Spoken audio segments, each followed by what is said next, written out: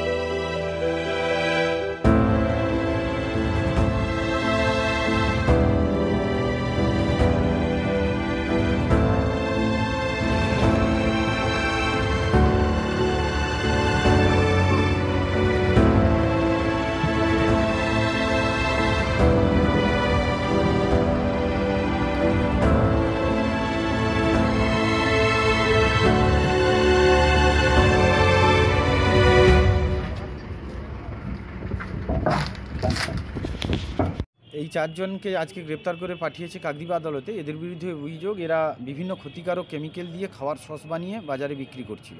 সেই অভিযোগ পেয়ে ফুড সেফটি অফিসার এবং এসপি অফিসের এনফোর্সমেন্ট ডাইরেক্টর অফিসাররা এরা রেড করে এবং রেড করে এদেরকে হাতে নাতে ধরে ফেলে এবং তার সঙ্গে বহু এই জাল সস, টমেটো সস এবং আরও বিভিন্ন রকম খাদ্যদ্রব্য এদের কাছ থেকে উদ্ধার করে। এদের বিরুদ্ধে একটা মামলা শুরু হয়েছে ভারতীয় দণ্ডবিধি আইনের 272 ও 273 ধারা অনুযায়ী এবং ফুড সেফটি আইনেও এদের বিরুদ্ধে মামলা শুরু হয়েছে।